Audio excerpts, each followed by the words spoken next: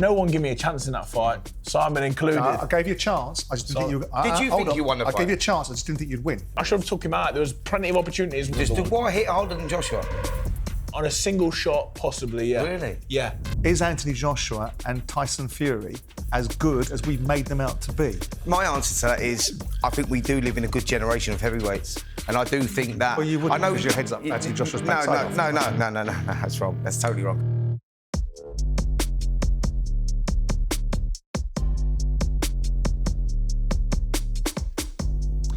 Welcome to episode 82 of Talk Boxing, a shiny new studio, a shiny Simon Jordan and a knackered old Spencer Oliver.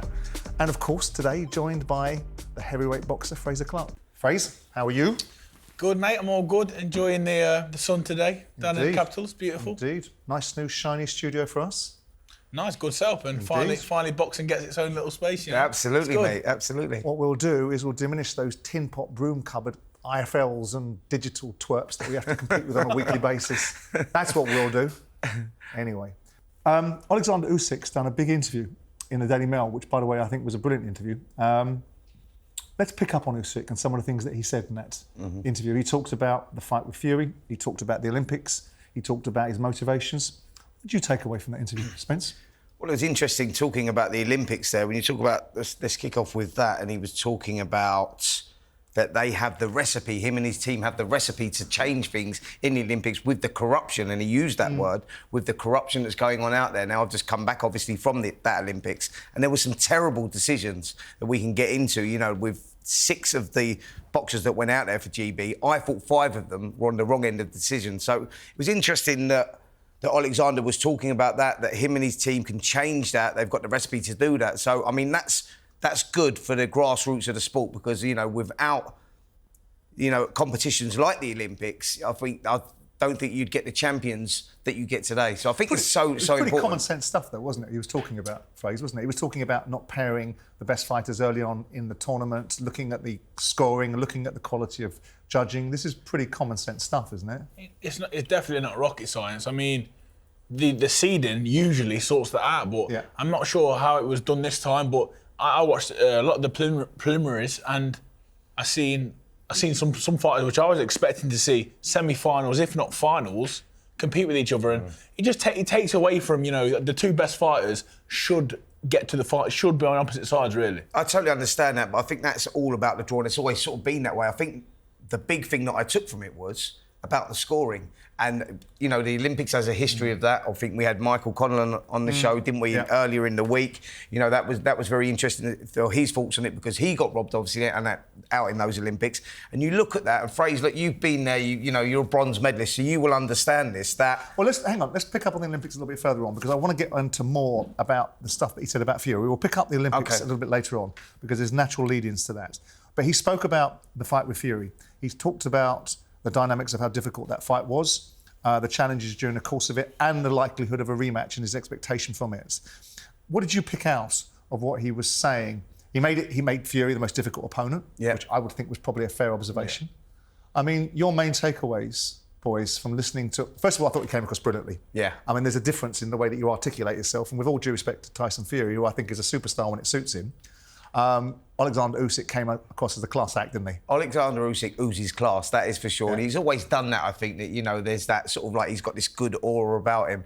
It was interesting to say, what did you sort of take from what he was saying about Tyson Fury being his most difficult opponent? He said the rematch he expects to be as difficult, or if not more difficult, you know, which is...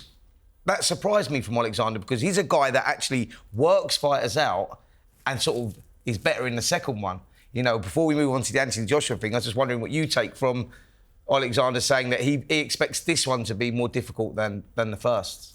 And so we should, if we get the right Tyson Fury. I think a lot always depends on that with Tyson. You know, sometimes we're just not sure which version of him is going to show up. But I was there at the fight, and for it, like Oleksandr could say, you know, what he likes, but for a period in that fight, the momentum was so much behind Fury.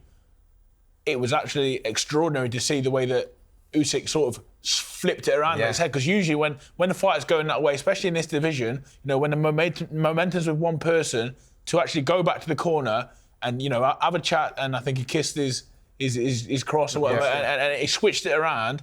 that for me was the most impressive thing in the whole fight, because Tyson Fury was coming on strong and landing some heavy shots, and he, like I said, that momentum behind a big man like that, it's hard to stop. Do you see, Usyk said specifically and explicitly that he was never worried during the course of that fight. Now, you've just alluded to the fact there was a significant proportion of that fight where the momentum was with Fury. Do you buy that narrative from Oleksandr? I think he said that after taking that big uppercut. What was that, in round 6 or something, when he took that big uppercut and he recognised that he could take the best that Fury could throw at him.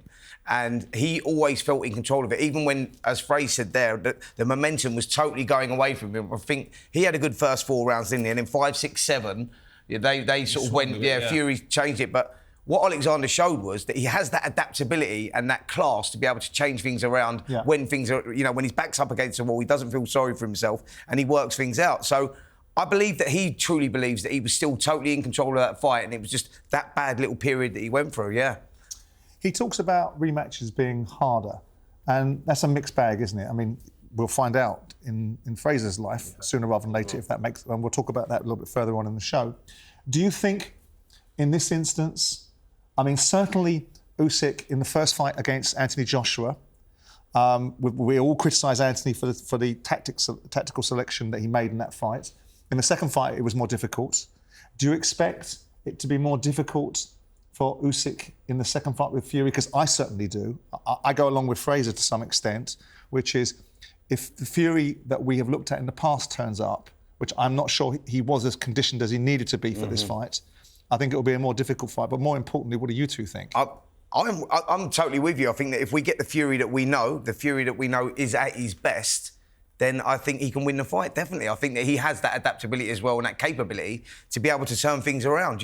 Fury's got a great boxing IQ as well, and everyone that you speak to, all you guys, all the other heavyweights that spar him, go like, he is on a different level in many ways. But I suppose $1 million question, you'll probably be able to answer this one, Frazer, is that Tyson Fury no longer?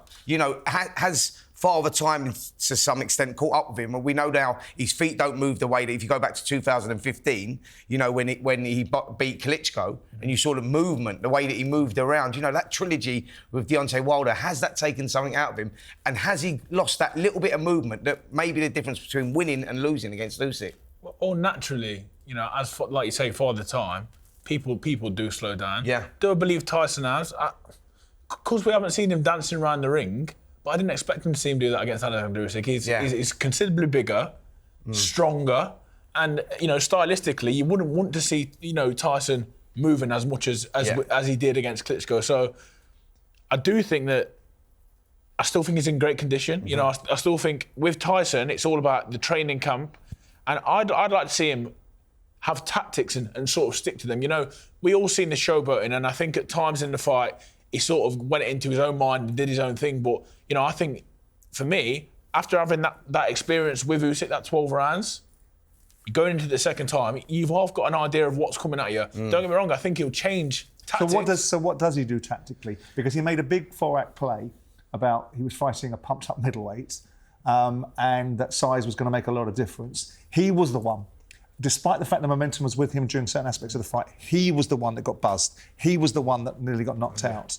So with that in mind, what does he do differently in this fight? I think conditioning is definitely going to be something that they're going to look to do more of and be more conditioned.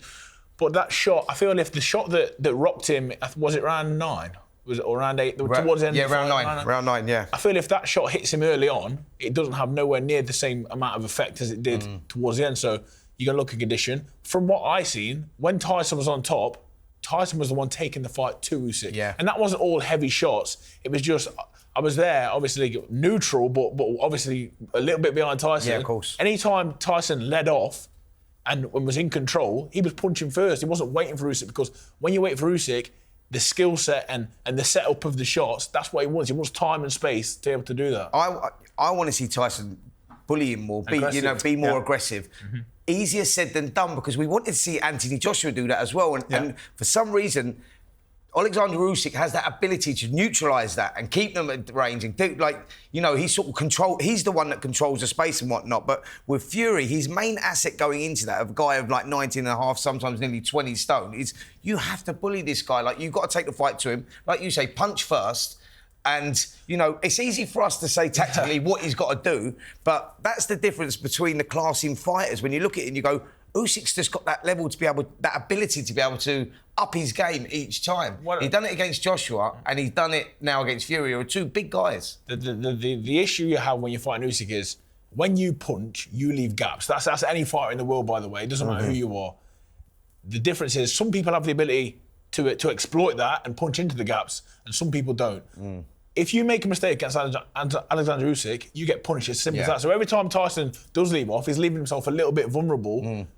But that's sort of the risk that you have to take. That's risk and reward, isn't it? Like he has to do that. Can I ask you boys a global question about this idea that we've got these generational heavyweights, and we talk about Oleksandr Usyk, and we've seen cruiserweights step up before in Evander Holyfield, and to a lesser degree David Haye, albeit he won a world title. Yeah. Right? We've talked about Anthony Joshua and we've talked about Tyson Fury as being great, great fighters. In my mind's eye, is there a question to be asked and answered that they're not as good as we think they are? Because I think that if Usyk steps up against Lennox Lewis would have ragdolled him. Well, and I look at this generation of heavyweights, with all due respect, Frazer, because you're a current heavyweight, and look at them and say, are they as good as we've made them out to be? Is Anthony Joshua and Tyson Fury as good as we've made them out to be, that Oleksandr Usyk can step up despite the great footwork, despite the angles that he makes, and despite the boxing IQ, and do the damage that he's done to these so-called invincible or certainly significant heavyweights? My answer to that is, I think we do live in a good generation of heavyweights. And I do think that... Well, you would, because your head's up Anthony Joshua's backside. No, that's wrong. That's totally wrong. Tyson Fury could compete with all the other eras. I believe that. Lennox Lewis is the standout for me, by the way. I think that Lennox Lewis would be dominant over all of them. But what I'm saying is, I still think that we live in a generation of heavyweights where they would be competitive with any other generation. I truly believe that. Anthony Joshua, Tyson Fury, Oleksandr Usyk, you pick those three names out. They're the big names of this generation right now. I think that they could compete in any generation. It's always difficult to say, into it, because it's a dream fight. Yeah. What if? We are never going to know. But what I will say is, I think a lot of the top cruiserweights aren't given enough credit when they do step up, because as a heavyweight that's been in the ring with a lot of cruiserweights sparring and just over the years, I honestly believe that it is more difficult against a fairly hard punching, fast cruiserweight. Than some big ponderous heavyweights. You know, I'd personally say that they're a lot more, especially a lot of these cruiserweights. They are heavyweights that make weight, really and truly. A lot of them could go up quite easily. Like obviously in my gym, we've got Richard Riatpour, and punch power wise, he probably hits harder than a lot of the heavyweights I've been in the ring with. So it's because of the speed of the shot as well. Exactly, and the accuracy of the shot. They just do things a lot quicker. And they're also really good boxers. A lot of good IQ in the cruiserweight division. Have you sparred Usyk? Never. No. Obviously, it's an experience that you can only. Because I know he's mixed it with a lot of the heavyweights over any sparring and whatnot. Yeah, I mean, I know a lot of people that go there, and you hear all these stories about the sparring. I mean, for the last camp, when I was inside it at the weigh-in, I met a big Jamaican heavyweight, and I can't remember his name. And he's floating around the weigh-in, telling everyone stories of how he's had Usyk down 3 times in sparring. Right. So you hear these stories, they float around the scene all the time. Interestingly, in the interview, which again, I make the point, not because I write for the newspaper, but because I think it was a good interview in the mill, Usyk was asked what makes you a better boxer than Fury. He kind of danced around the question a little bit, but what I found interesting is that he focused on the next challenge despite having completed the game. You can't really say that the same with Fury, can you? Or is that a little bit unfair? Well, I think with Fury at the moment, where he's sat right now, is you never know what his next move is, whether we're going to see him in the ring again, I think with someone like Oleksandr Usyk, I think that he has plans, he knows where he's going, he's going to be active. I think with Anthony Joshua's the same as well, but with Tyson Fury, he's at that stage of his career where you don't know where he's going. Well, I'd say the same thing after he beat Klitschko. There was no definite plan. No. I mean, after that, it was almost as if he had reached a mountain. I mean, I know some of the nonsense in the media created a backlash for him when he was put on Sports Personality of the Year, and people like Gary Lineker tried to ambush him with his views and get him to apologise for some of his beliefs. But he's never seemed to have a structured plan, whereas Oleksandr Usyk seems to be very disciplined in everything he's doing and the reasons why he's doing it. Out of curiosity, we both picked Fury to win the fight against Usyk, didn't we? Who did you pick? I chopped and changed what I led towards Usyk towards the end. When I was there at the weigh-in and he came up to the TNT stand afterwards and we did an interview with him, I could just see something about him, a confidence. No, it might have been the open workout where he stood there and he watched Tyson Fury, and it just looked to me like a man that just looked at him and just said, "What?" I know he wasn't doing much Fury, but he looked at him and just sort of said, "That's not going to beat me in a couple of And nights." who'd you pick now? Given the rematch is coming up, where are you both now? I go Usyk again. Do you? Yeah. Yeah, I'll go Usyk as well, I think. Yeah, I believe that the Fury that we saw in the first fight underestimated, over-egged his own belief system and convinced himself that he was going in against a lighter fighter and that he got himself into the mindset that he was fighting a rabbit, the Floyd Patterson mentality. And I think he'll be better prepared this time around because I think this is all or nothing for Tyson Fury. If he doesn't win this fight, I'm not entirely sure. He's not an exhibition fighter. He doesn't need to continue fighting just for the hell of it. Sure. If he doesn't win this fight, he loses the luster that he once had. And I'm glad to see he took it because there was a perception that he wasn't going to enact a rematch. I'm glad he did. My concerns for Tyson Fury at this stage of his career is that, that little something may have just left him. He may be just starting to be on the decline. We've looked at that in recent performances and we always keep talking about motivation and what is the motivation for him to get up for it. He had that undisputed on the line and that was the opportunity for him to cement his legacy that he's always talking about, this legacy, modern eras, etc. And I think that was his time. And from what I saw there, and this is why I go with Oleksandr Usyk now, until Tyson proves us wrong, you can only go off the last performances and you look at that and you just look at Tyson Fury and go, I just think that Usyk is just the fresher of the two right now. And that's the difference between winning and losing. But also, I have this in my mind as well. I feel like the conversation we've just had and we both picked Usyk, I've not met Tyson Fury that many times, but I've seen him around enough to know that him hearing things like us picking Usyk might just put that bit between his teeth. And it wouldn't surprise me if the next time we fight, we see the best version. That version we had for 3 rounds, if you get that for 7 rounds or even 8 rounds, he wins the fight. Well, the fact he's lost, if that's not motivation enough. Exactly. Whatever we say may add to it. What was also interesting was the manner in which Usyk talked about Anthony Joshua and how Anthony Joshua had created an opportunity from him. So let's hear Usyk talking about Anthony Joshua. Мені особо не хочеться ніяких реваншів, але коли ми переможемо другий раз Тайсона Ф'юрі і коли Ентоні Джошуа переможе Деніела Дюбуа, то звичайно, що захочуть зробити, третій бій, так? І з моєї точки зору, я не маю права відмовити Ентоні Джошуа в третьому поєдинку, тому що він дав мені 2 неймовірних поєдинки. Ентоні Джошуа допоміг мені стати ще відомішим у світі. Це зробив Ентоні. І якщо так станеться, з Божою допомогою, то я готовий із Ентоні на третій поєдинок. You say about how Anthony Joshua helped you grow. What developments have you seen in AJ since your last fight? How do you think he has grown? Я думаю, що він психологічно дуже прибавив. And do you think he beats Daniel Dubois? Well, of course.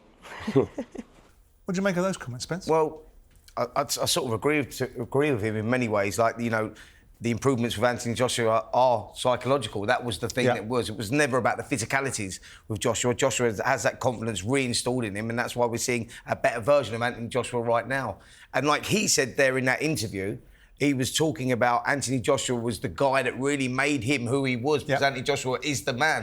And a third fight, he has an appetite for the third fight, because obviously it's a huge fight. Well, he has a lot of respect for him, doesn't he? Yeah, he does. And that's nice to see, because what you saw is an elegance in Usyk in the fact that he knows that the box office draw at the time was Anthony Joshua. Interestingly, he also discounts almost instantaneously the idea that now he's been in with Daniel Dubois. And I'm interested to see, Frazer, what you think of that analysis, that basically he's now not even giving Daniel Dubois a second thought that he's going to win this fight. I can understand from him being in the ring with both of them, and he will obviously know their strengths and their weaknesses. But one thing I will definitely say is, when you are in the ring with a puncher like Daniel Dubois, and I've been in the ring with a lot of people, you can no way, no chance say that he hasn't got that chance, you know, to put anyone to sleep, because I think other than David Price, I've never been hit as hard by anyone. Right. And that's just a fact. That's why it's called Dynamite Dubois. Yeah, so I would say I agree with him to an extent, but it's definitely not a foregone conclusion. And I tell you as well, Simon, with Daniel Dubois, that he will go for it straight away, as in he will roll the dice, and that makes him dangerous against any heavyweight. But this is what I said the other day, and it seems to be misconstrued and mischaracterised by the usual suspects in terms of Eddie Hearn and whoever else. I said that if Daniel Dubois hits him, it could give him PTSD. Now, what I meant by that is that Anthony Joshua has been accused by us as well in conversations previously of not wanting to go into a dark place and to do what he did and had to do to beat Klitschko and other fighters. And in the 4 fights that he's had back, and I know the obvious thing, which is the objective of the aim is not to get hit. Yeah. But I don't think Jermaine Franklin went in to particularly knock out Anthony Joshua. I don't think Helenius was capable. Otto Wallin wasn't what we thought he was going to be, and it was down to Anthony Joshua's performance. And Francis Ngannou got done to him what a heavyweight boxer should do to an MMA fighter. So the idea that psychologically Anthony Joshua has been rehabilitated from the challenges that we thought that the lights had gone out, his mate Carl Froch was saying that. Do you understand what I mean when I say the PTSD comment, which is, if he gets hit by Daniel Dubois, which I think he might, will he have the resolution back to what he knows? Well, that's my question. Not suggesting he's going to, or that ultimately, because you all make the case now that he's been completely rehabilitated because of 4 fights that haven't been wars, like you know full well about wars. Yeah, but listen, it was about the confidence rebuilding with Anthony Joshua. That's what it's about, not the opponent that was particularly in front of him. He's dismantled them the way that he should have dismantled each and every one of those opponents. And I think for Joshua, that was always about the confidence, reinstalling that confidence and having that confidence to step in with his front foot instead of holding his feet, leaving himself open and vulnerable for the counterpunch. So I think the 4 fights have served their purpose for Joshua to go in with any of the heavyweights right now and be a threat to all of them. But I agree with what you're saying about Daniel Dubois and his ability to be able to go in there and just let his hands go. So it's a much more dangerous fight, I think, Fraze, for Anthony Joshua at this stage of his career than maybe Oleksandr Usyk is suggesting on the back of going in with both of them, because Dubois is going to go for it from the opening bell, that's for sure, because he knows that's his only chance. Definitely. I totally agree with Simon on the PTSD thing. That could happen. But what you have to remember is, we're in the heavyweight division, we're heavyweight boxers now. In training camp, I expect him, if he's got the right sparring partners in, which I assume he will, he should be getting hit hard. Yeah. Now, don't get me wrong, in 10-ounce gloves with Daniel Dubois, it's going to be a different sort of power. But maybe you take a shot early on, or half a shot. You don't want to take big shots, but you take half a shot off Daniel Dubois, and that is enough for your brain to register that you do not want another one. In 12 rounds, you do not want another one. Does Dubois hit harder than Joshua? On a single shot, possibly, yeah. Really? Yeah, but I'd say Anthony puts them together a lot better, and has a lot better boxing style, stylistically. That's the difference now with Joshua as well, is that where he was just throwing the single shots because he didn't have that confidence, now he has that reinstalled. He lets the punches go in bunches, and I think that is the difference. How much credit and how much of a difference do you think Ben Davison has made to Anthony Joshua? He's had varying relationships. We've seen him with different people over the last 3 or 4 years, from Rob McCracken onto others that have eventually alighted upon Ben Davison. Ben Davison was obviously accredited with the return of Tyson Fury, and a lot of currency was made from that. What do you make of the psychological benefits that he's been able to infuse into Anthony Joshua, and how important do you think Ben's been? I think he's been very important. I mean, I just look at the rest of the gym and what they're doing, you know. I think he's definitely one of the new emerging amazing trainers. Throughout the world, like, you just look at what he's doing with other fighters. I mean, we're seeing another young heavyweight, Moses Atuma, come on leaps and bounds, you know, and he's such a dangerous fighter, and he's doing exactly the same with Joshua, you know. It's sort of like a little bit of a rebirth even, you know. I think the way they both think, Anthony Joshua is a thinking fighter. Yeah.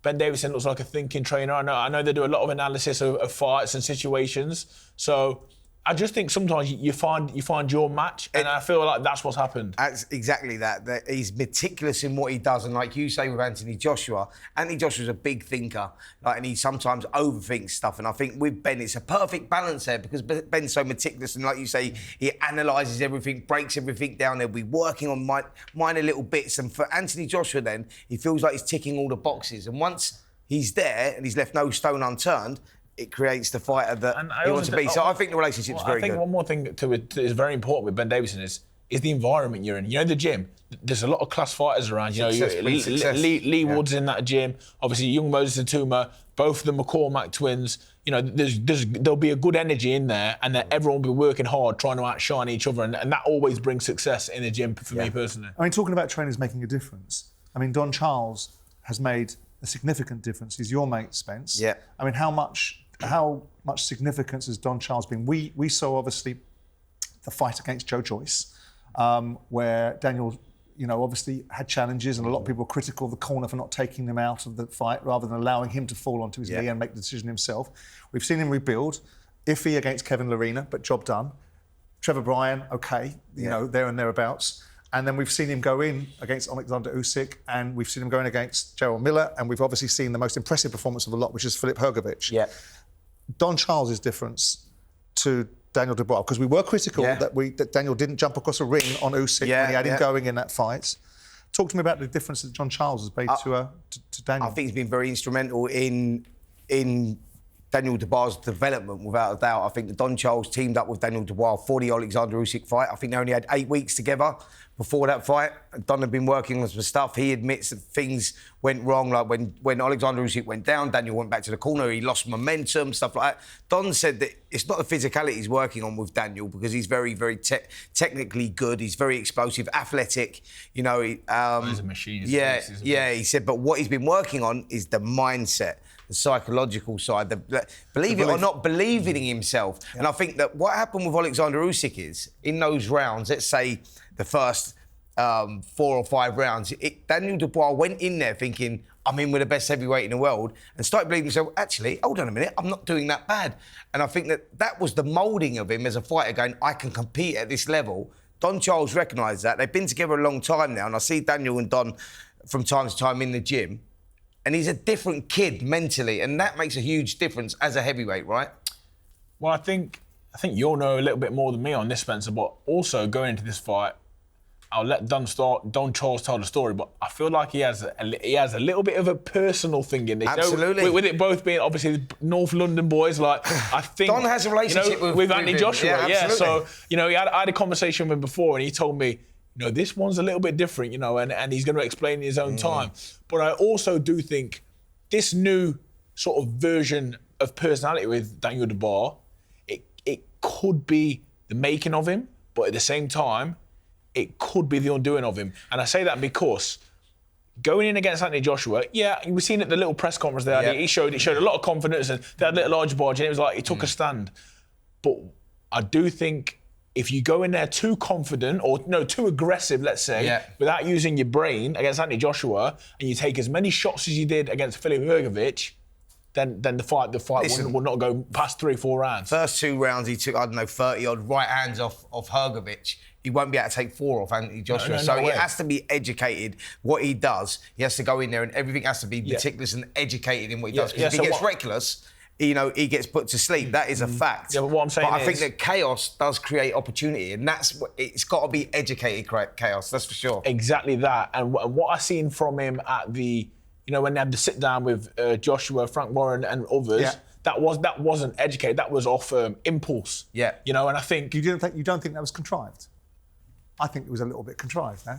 Well, I think he felt under pressure, and like then he didn't know what to do, and he just started blurting out nonsense. Really, like we can do it now and this and that. Yeah. I've been around Daniel. I've seen him at the GB squad. I've seen him over the years.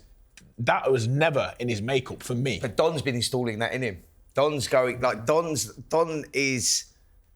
The guy that's getting him in the saying, believe in yourself a little bit more. Go back at him. Show him that you're like not just this little timid kid. That, do you know what I mean? Don's trying to grow him as a person. But there's a line, Spencer, between being a lunatic and... I get it. Yeah, and getting the balance right. But anyway, moving back to the Usyk interview, Usyk talked quite passionately about Olympic boxing needing to be saved. And this kind of leads us nicely into our next topic, which is two athletes have won gold in Paris.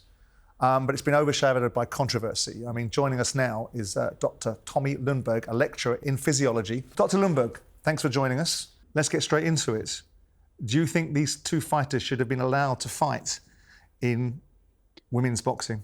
I think it's complicated by the fact that we don't know exactly what their condition is, but it seems like it's concerning XY male chromosomes. Yeah. And according to the IBA, they have the male typical performance advantage. And if that's the case, then I don't think it's fair for them to compete in boxing with other women. Because this is based upon the nuance, isn't it, of 5-ARD, which is a DSD description, isn't it, about how you identify and how, from a biological point of view, the reality finds itself.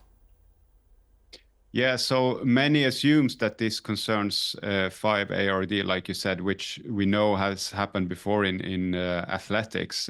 Caster Semenya is a well-known case from track and field. So, but we don't know the exact condition. They haven't revealed that, but it's probably a reasonable assumption at this point that it concerns a male-type DSD, which does confer biological advantage through male development. Yeah, it's interesting with these two athletes, Aman Khalif and Ling Yuting, that they actually failed the criteria, didn't they, in the World Championships just prior to that. But the IOC, the Olympic Committee, allowed them still to box in these tournaments. And people must understand, actually, that they were biologically born as women and there's a hormone deficiency here. But I was speaking to one of the athletes, Kelly Holmes, who said that does happen in athletics as well. And there is a medicine that can level these sort of things out. But I think there was a narrative thrown out. Is that correct, Tommy? I'm not sure that's right, is it? I don't think they were biologically born as women. I think they were biological males. No, they're biological women. Tommy? If this is 5-ARD, similar to Caster Semenya and other athletics cases, then they are biologically male. So they have testicles, and they produce testosterone in the healthy male range, and the body can use that testosterone. That's a male DSD, 5-ARD. But it's often described in mainstream media as biologically female, and that creates a lot of confusion. And it has to do with people wanting to be respectful against their gender identity and how they have been raised and identified when they were born. So, but it does create a lot of confusion. That's very true. If you're born biologically male, one of the main benefits that you get physically wise, is it the testosterone levels that develop increased muscle development, they build bone density? Are these the main component parts of what an XY chromosome would produce in a biological male? Yes, so if you have the XY chromosomes, you have the male body plan. And if your testosterone production work and you have receptors that can make use of that testosterone, then you will have higher muscle mass, greater body size, greater heart and lung size, greater endurance capacity, greater wingspan, etc. on average. Of course, there is still overlap between males and females, but it does confer a very strong sporting advantage. And most of it happens during puberty. And it's the whole reason why we have separate categories for men and women. Otherwise, we would not be able to celebrate females as much as we celebrate males. They need their own category because they lack this large advantage. Just to be clear here and to clarify, both of these athletes that we're talking about were biologically born as females. That is a fact. They didn't have any... Yeah, they were born as females, but their bodies were producing or overproducing the hormone. I'm not sure that's right, Spence. That is right. No, it's I was not out correct. there. I was out there with them, and we sort of got. They were both born biologically. If you're born with an XY chromosome, then you are biologically a male. Is that not right, Tommy? What without the male benefits? Well, it depends. I mean, obviously with DSD, you can have a variety of different things, like the way that your genitalia develops, but we can get into that area. But if you're born, I think it's a scientific fact, if you're born with an XY chromosome, you are born biologically as a male. Is that right, Doctor? Yes, that is true. And as I said, we don't know the exact DSD condition here because there are a few very rare DSD conditions with XY chromosomes where you have a more female-like development because you cannot handle the testosterone that the testicles are producing. But that's why I said if it's 5-alpha reductase deficiency, like Semenya and the other athletics cases, which most people assume at this point, then it's fully male in the biological sense. This condition only affects the development of the external genitalia, and that's why they sometimes are mistakenly identified as girls when they are born.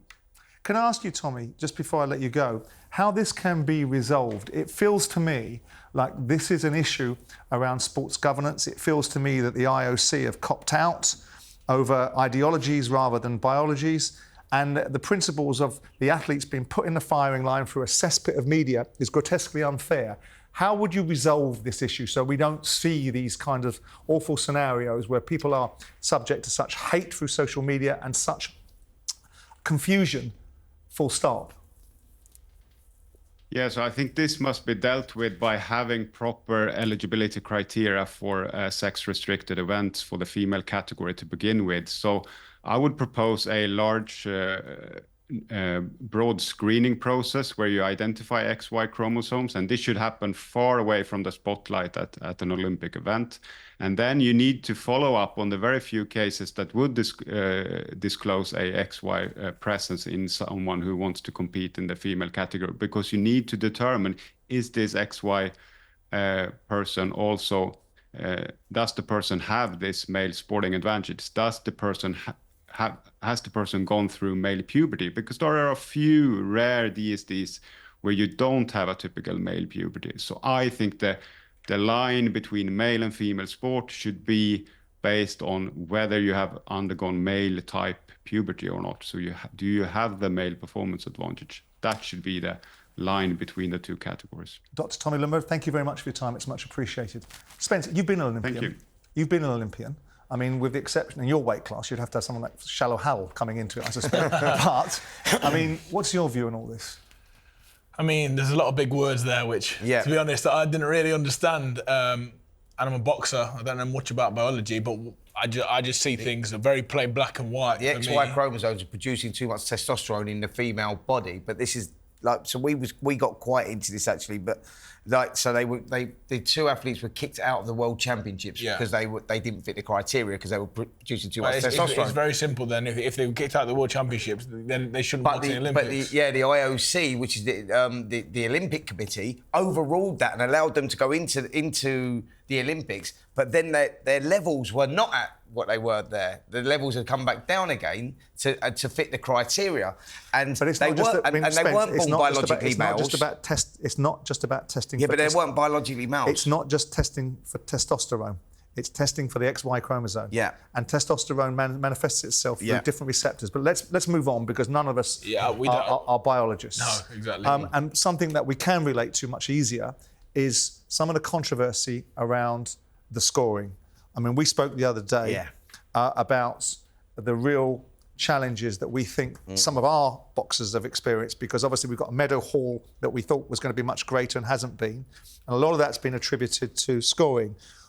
Talk to me about that. Yeah, I mean, look, you talked about the 11 million funding that's gone in to, to help these boxers along, and we should be medaling more, etc., etc. And we only picked up the one bronze medal. But when you look at that, and Frazer, you'll be able, I'm sure, back me on this one. We had 6 fighters going out there, 3 female, 3 male. Yeah. The only one of those 6 fighters that I think legitimately lost, who's a great fighter, and I think he's going to do really well as a pro actually, is Pat Brown. Yeah. When you look at all the others, I look at them and I go like, Delicious Ori, I thought he won the fight. Charlie Davison, I thought she won. Rosie Eccles was robbed, that was bad. Cindy Ngaba, I thought she was absolutely robbed as well. That was a terrible one against Bylon, and she was robbed of that opportunity to fight for gold. Chantel Reed, I thought she was robbed as well. I thought she won the fight. these, like, even if the fights are close, but someone's won, you can't then go, well, you know, you can see, even if you go, they should have won the fights. They should have been 5 of the 6 for me. What's the problem with the scoring? I mean, the IBA were booted out, right, for a variety of reasons. Yeah. Oleksandr Usyk has a problem with the IBA, and part of it might be because it's Russian-funded, and obviously for obvious reasons, a Ukrainian, he's going to have that perspective. But the IBA were booted out because a while ago we were talking about the corruption in boxing, the failure to score. We've now got the IOC sitting across it, and yet still we have the same inconsistencies. What's going on? Well, it's a difficult space. And I think one of the reasons because subjective. It's subjective. Like that's a big thing. Like, you know, I like when I watch an amateur bout. Personally, I like aggression. Yeah. I like scoring shots on the target area, and that's what I look for. Now, some of these fighters, some of the Cuban fighters, are back foot fighters, and they score shots really well. Like the word robbery, it's a real difficult one when you've got 2 fighters that are and a fighter's very competitive because you see a lot of that. It goes on. Sometimes it goes on what you like. Now, I think Pat Brown lost, but a good fight. You know, great fight, delicious. Again, it was very close, Spence. You know, I watched it back twice now, and. So you're almost let's go Rosie Eccles. Rosie Eccles, I thought she won the fight. Going into the 3rd round, she was up, and the other girl got a point deducted, and she still lost. But you seem to be a little bit more balanced. But listen, Jim and I had Mick Conlan, the Irish former Olympian, on the other day. Listen to what he had to say. I know you've been quite outspoken about some of the judging that we've witnessed at this year's Olympics. I think you've called it almost shambolic. Is it that bad, Mick? Yeah, I think it's been terrible. I think, you know, with boxing kind of on the cusp of being thrown out of the Olympics, the decisions in this games is probably a nail in the coffin for it. And I think it's kind of done purposely in a sense that let's get rid of boxing from the games. And, you know, it has been embarrassing. Some of the decisions have been absolutely terrible, especially towards French fighters getting the decisions. It's been real bad. Back in the 2016 Summer Olympics in Rio, you were eliminated by a controversial call, and you reacted by raising your middle finger at the judges at the time. Does it go back to that? Yeah, it does. It does, and I wish some people would have done it. You know what I mean? When you were a bit more outspoken about it, it gets highlighted more. And I thought when I had done it, that would kind of stop it for the future, but it hasn't. Tokyo it did, but this Olympics has been just as bad. So Mick Conlan, pretty uncompromising in his views there. I mean, I grew up with Olympic boxing, with DeFilio Stevenson and people of that sort of ilk. I mean, we must be talking, Spencer, about Olympic boxing continuing to have a future. Yeah. You must be in that camp. Oh, it's massive. It's massive for the country. It's massive for everyone around the world. You know, when you see what it does at the games and the opportunities it creates for people going forward, it's huge. I mean, I owe everything that I have now to Olympic boxing. You know, I grew up watching it. I got involved and I was very fortunate. You know, I had to buy my time, but I became an Olympian eventually, and that's massive for me. And not so much getting there, but the dream. You know, and if you take away the dream from a lot of these youngsters, we already know what boxing does in the community. We go and do it often. You know, and I do think, you know, it's a problem, basically. We've got a problem in Olympic boxing with scoring, with judges, and I don't think it's gone away. But what I don't want to do is... Is it corruption or incompetence? I'd say incompetence. I don't think it's corrupt. That's easier fixed, though, isn't it? Yeah, easily fixed. I don't like to believe it. I don't like to believe it is corruption. I do see... If you watch a lot of these bouts, they are razor close. Yeah. And I mean razor. Not all of them, but some of them. So then again, it becomes what are you looking for? Because I think that changes over the years. It changes, obviously, with the scoring system. Things change. The Olympics without boxing would, I don't know. I think it would be sacrilegious. I think it's a fundamental part of the Olympic roster. Listen, talking about Mick Conlan, I mean, obviously, we saw that monumental fight that he had with Lee Wood, which I think has changed perhaps the direction of his career to some extent. He came back with a couple of wins, has now gone on a couple of losses as well. Do you expect to see him back at the level? It's going to be tough for him. You know, Luis Alberto Lopez that he'd lost to, that was a 5th round KO. Then you had Michael Conlan as well, didn't you? Where he got, sorry. Michael Conlan. Yeah, sorry. Was that me, myself and Irene? Yeah, sorry, Jordan Gill. Jordan Gill. Yeah. I expected him to win that fight, didn't you? Well, absolutely. But, you know, he lost, and he lost quite convincingly. And you just look at it and you go, like, there's been a few bad knockouts there, Fraze. And you look and you go, like, for the smaller guys especially, you know, they take their toll, man. And sometimes it's a hard road back for him at world level. I think the way that I look at this situation with Michael now is he's been around a long time.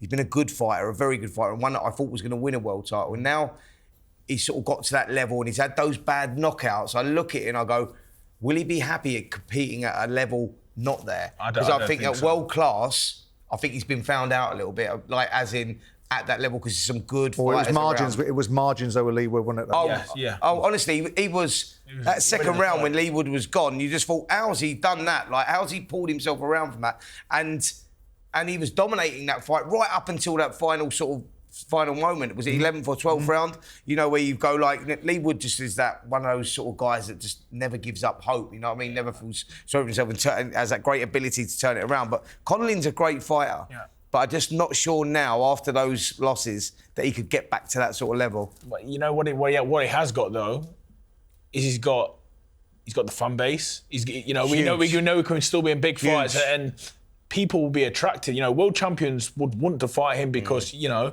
he's still a big name and he's like I say, he can fill out stadiums in Ireland. And to any world champion, that is obviously we know what it does in terms of your pocket. So he might get another shot. And I'm not sure, but I wouldn't say never. I wouldn't write him off. Just sure. yet, I totally agree. Yeah. Right, let's get in the Frazer Clarke business. Clarke, Wardley too. Let's look at some VT from the first fight. All around the arena, people are standing up and cheering. It almost seems invidious for there to be a winner here. That was simply breathtaking. I underestimated his stamina. I knew that he was the better quote-unquote boxer. He would come out and try and box me. As he did, jab was very good, jabbed really well. Because I rocked him, I think, every round. He didn't go down, but I'd rocked him every round where I'd hit him hard, he'd sway and fall, and I thought, right, here we go, time to follow up. I thought the low blow that hit Fabio was on the belt line. I thought it was a nothing shot, pointless. Frazer Clarke just sort of was up close against the ropes. He just touched the belt line as well. It was a belt line shot. I know that's sometimes illegal, sometimes it's not. They both did themselves proud. I do feel that Frazer Clarke deserved to get his hand held high at the end of that fight. I thought he'd done enough. I'd sort of half see it the other way. I think Fabio Wardley might wake up this morning and feel disappointed. He had Frazer Clarke on the deck. He had him hurt. They both were hurt, certainly, but he had Frazer Clarke in much worse of place at times than he was ever in. So, the British Boxing Board of Control have ordered the rematch. Yeah. Update on the date, mate? Nothing in concrete as of yet, but I'm hoping to have some news for everyone soon. You know, there's a lot of talks, a lot of discussions. What's taking the time? This is the business. Money? It's the business. Yeah. You know, as a fighter, I try not to get too involved in all of that because it's just noise that I don't need, and I'm trying to concentrate on improving. Yeah. There's things from the fight I need to take and improve on, but I'm being assured that the conversations are happening in the right place with the right people, and I'm waiting for news like everyone else is. I think it's fair to say after that last contest, which was absolutely insane from both of you guys, both put it all online, left it all in the ring. To be fair, I think after that last contest, what's taking the time is because that was so good, it deserves to be in a much bigger place, better place, because the rematch, I mean, look, I thought that was worthy of a draw. What you two put on there, I think it was worthy. You both had your moments, and I think what it was really that experience that you gained from boxing Mario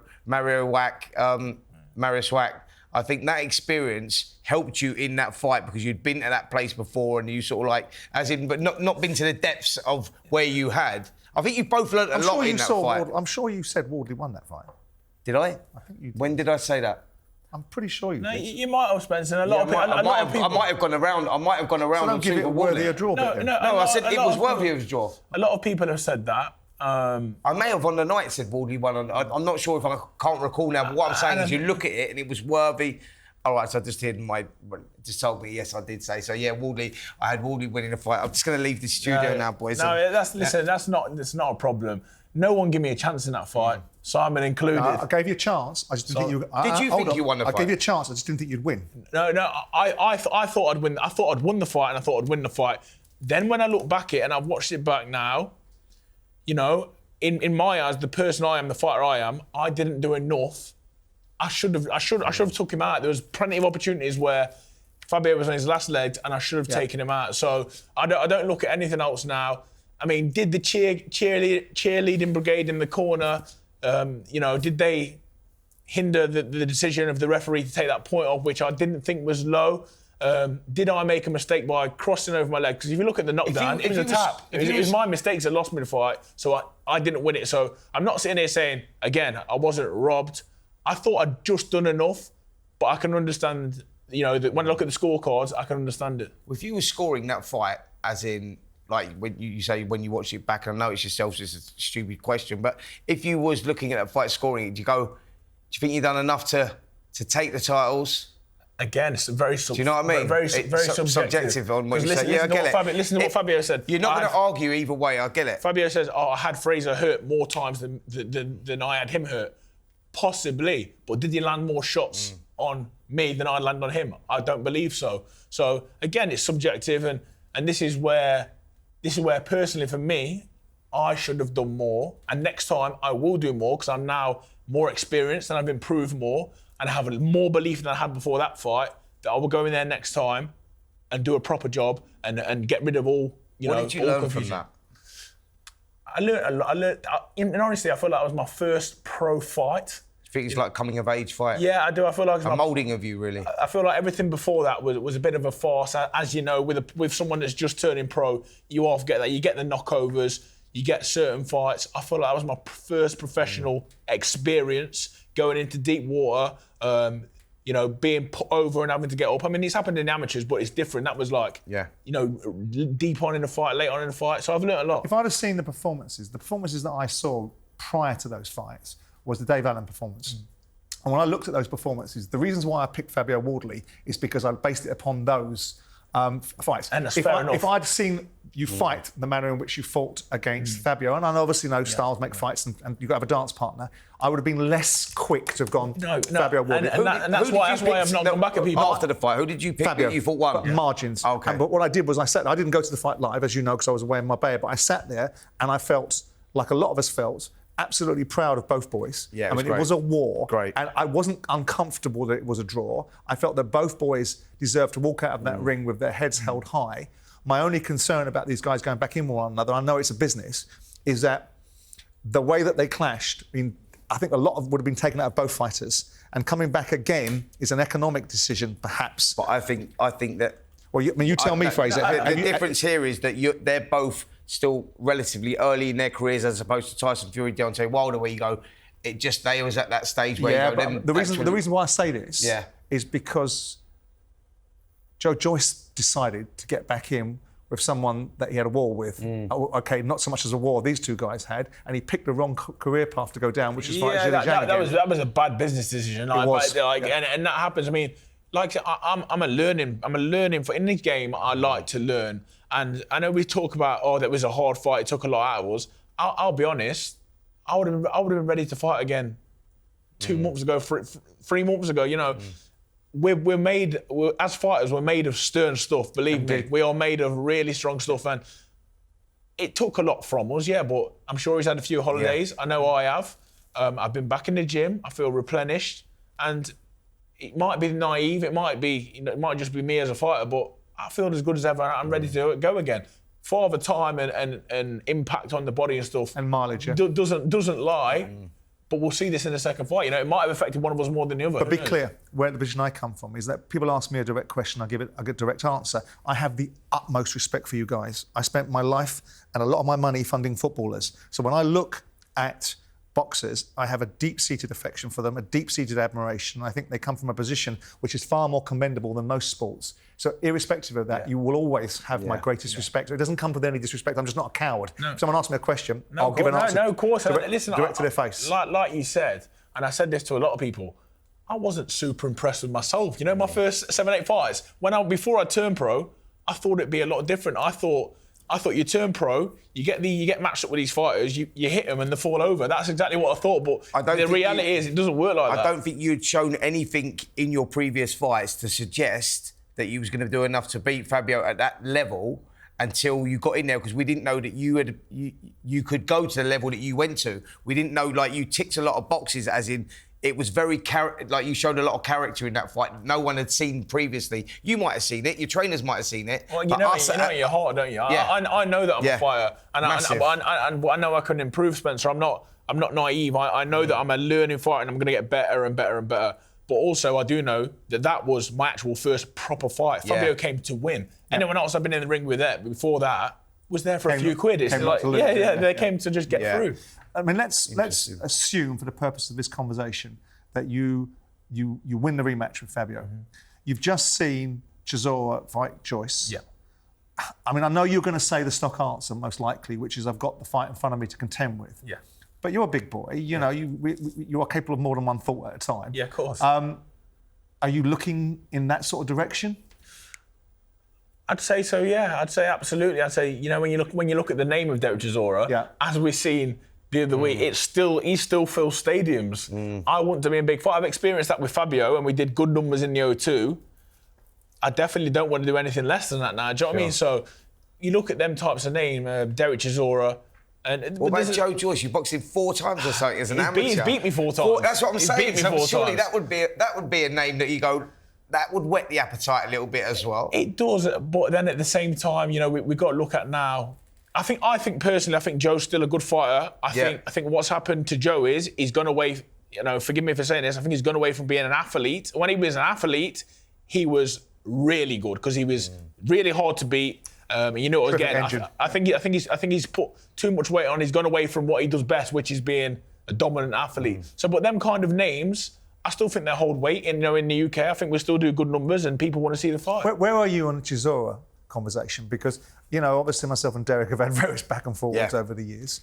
And he's a big boy. He can make his own mind up about what he wants to do. He's creating a financial landscape for himself. But there is a concern. Like people get offended on behalf of other people. There's people being concerned on behalf of Derek. Where are you, Spence, on the idea that he's now at a stage where he's fighting at a certain age? All of these fights that he's in are wars. 40 years of age. Do you worry? Absolutely. You know, and Derek's a friend. Like, I like him on a personal level. I know him outside of boxing. Known him since he was a kid. Do I want to see him hang it up and go out on a high against like the victory over Joe Joyce? Of course I do. I don't want to see him reach 50 fights. I don't want to see him have 2 more fights. At this stage of his career, Derek's had a long, hard career, been in with everyone, going back to Klitschko in like 2015. I mean, the guy is like been there, seen it, done it. He's a great ambassador for British sport. I want to see him retire. He's adamant he's not going to retire. He wants 2 more fights. You go, well, where's he placed then? And people have.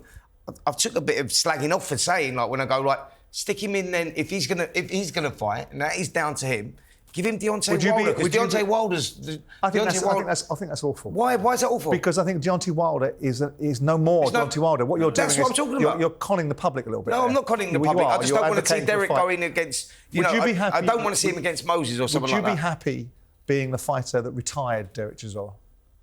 It makes no difference to me. I'm doing it for myself, you know. If everything makes sense and Derek Chisora is the name, then unfortunately I've been around Derek enough. I've learned off Derek enough. We're here to compete. We're here to get paid. So if that made sense for me, and also the trajectory of my career, if that was in the right space, then absolutely. But the thing with Derek retiring, I always say this, you know, if people aren't training properly and they're not living properly, then maybe they should consider it. I can almost guarantee that this morning, Chisora, I went and trained with him for a few days. He trains like an absolute machine, mate. I know he does, mate. He trains like he probably one of the hardest trainers I've ever seen. Like, and he ruined me. He absolutely ruined me. So you know, whilst he's still fit and healthy physically, I know we have to look at the other aspects. You know, a lot of shots to the head, and you know, we've seen a few mad things from over the years. But I still think he's very fit and healthy. He proved he can still compete at a certain level with that fight with Joe Joyce. He did do that, to be fair to him. So you can't take that away from him. No, absolutely. You know, absolutely. But you can't take that away from him. If you get punched enough times in the head, on a personal level, somewhere along the line, it's going to be debilitating. That's why I'd like to see him retire. I mean, Frank Warren was talking the other day, as Frank often does, about other opportunities, and he talked about Moses Atuma and potentially being ready to throw him in against either you or Fabio Wardley. Is that a direction you'd want to go in, or would you rather go down the Johnny Fisher route? basically asking me who would have rather box. Well, kind of younger or older. I mean, you've got a young gun coming up that's hungry and ferocious. He's very good. Like, listen, there's no point in me sitting here and saying, oh, I'd love to fight him. He'd be a really hard night's work for you, often we talk about fights, don't we? We talk about British fighters not often want to fight British fighters because legacy go with it. He's a young up-and-coming fighter. At this stage in your career, where you are, would you rather fight an older fighter in the same sort of age bracket as you, or a young lion coming up that's trying to make his name? I think an older, bigger name for me personally. Right. But then again, the way that the sport goes and the opportunities that arise, and again, the money that's on the table, you just never know where you can end up.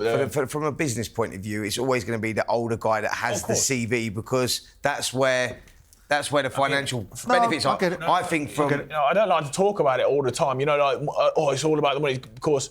But the reality is, it's prize fighting. Like, I've done my apprenticeship. I've done the years around the world. I've done the Kazakhstans, the Russias, the Uzbekistans for no money at all. You know, and now it's time for me to go that way as far as I can and see where I can go. I mean, Frank Warren mentioned me with Moses Atuman, and I see another interview saying he wants what I've got. Well, unfortunately, at the minute in professional boxing, I haven't got nothing. No, I'm just like him, trying to get to everyone else. You know what I mean? I haven't got nothing to take off other than I'm quite popular around the boxing scene. I know everyone, and I've got the Olympic medal. You believe you're going to win a world title? Yes, I do. You do? I do. I think it's not going to be easy. I need to improve, but I've seen worse fighters get opportunities to win a world title. So with the right direction and the right people behind me, I 100% believe I can win a world title. On Moses Atuman, just to close the show out, you're a big fan of his, aren't you? Yeah, I'm a huge fan of his. Yeah, I think that you look at this kid and you look at his development and you just look at him and I go, that kid will win a world title. Oh, he's scary, mate.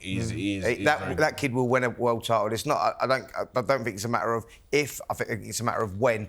And he's in good hands with Frank Warren, because Frank Warren knows how to develop these fighters, picking the right fights at the right time, etc. And he's keeping him very, very active. As Frazer, you'll tell when someone, more than anyone, you know, activity is key as a professional. That's at the minute in my career, seeing someone like Moses, seeing someone even like Johnny Fisher, you know, the activity they're getting at the minute. That's what I'm saying. I'm jealous. Remember, I come from the amateurs. I used to fight sometimes 20 times a year, even more sometimes. And I've now come down to, last time I boxed in March, it's so important, you know, to stay busy and stay active. So hopefully, you know, like I say, I'll have news soon. But them two guys I just mentioned, I think if we've got 2 minutes, you've got to give Johnny Fisher, you know, some credit as well. Who is that, Johnny Fisher and Moses, by the way? At the minute, I'd say Moses, definitely. But Johnny Fisher, he's coming and he's coming quietly. But honestly, God, I think he's a massive talent. Right. Well, we'll look forward to Frazer Clarke, Fabio and Wardley 2. That's it for episode 82. Frazer, thanks for coming in. Spencer, nice to see you. And we'll see you lot in this brand new studio next week. That doesn't make any sense. Next time next week. This time next week. This time next week. Yeah.